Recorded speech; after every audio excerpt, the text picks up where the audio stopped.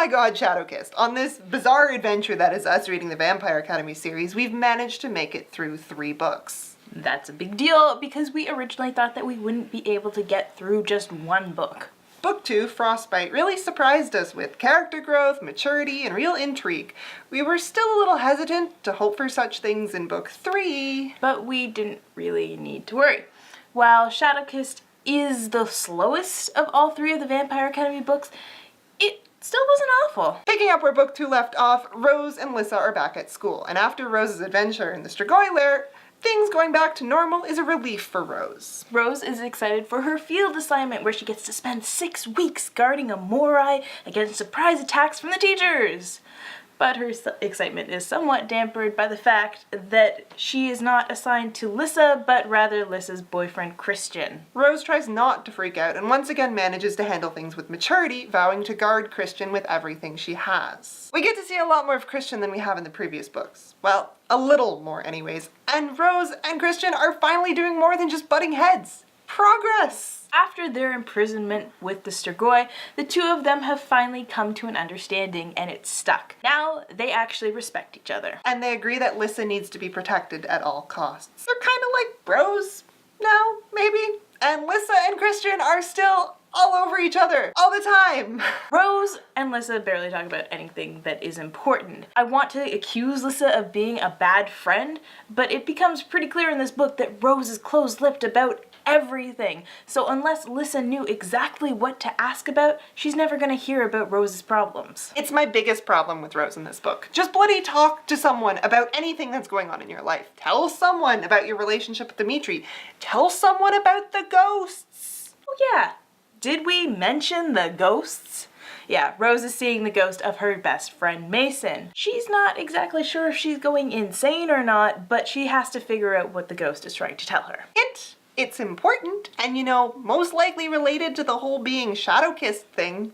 But no, Rose does her best to tell no one about anything. Extremely frustrating, but to be fair, a lot of characters have pointed out that she needs to work on opening up.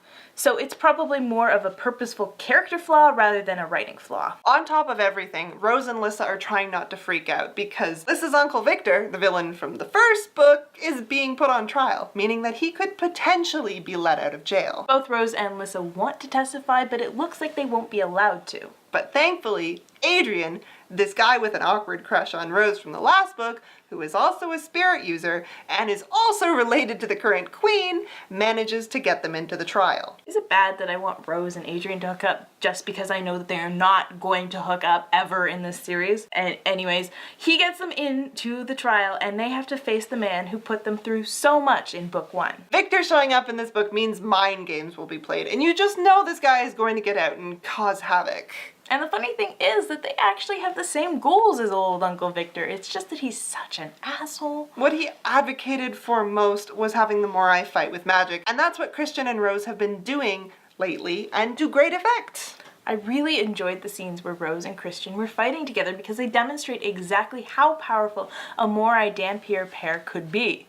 It's something I really want to see a lot more of in the next book. The biggest change in this book is that Rose is starting to awaken to the fact that she has other desires that might not line up with putting Lissa first all the time. Who would have thought? Putting Lissa first all the time, not a great basis for a friendship. And it's not an issue that gets resolved in this book, but let's just say I am pissed at Lissa. She doesn't handle Rose having a life outside of her very gracefully. Shadowkissed felt like a middle book. All the things in it were building up to the next book. If you're a big Rose and Dimitri fan, well, there's some trouble in paradise. Even if Shadowkissed was a little slow, it still held up surprisingly well. There's character development and the plot keeps giving you surprises and keeps growing. As for our only persistent problem with this series, the continual references to blood whores, that's still a thing. Why is this still a thing?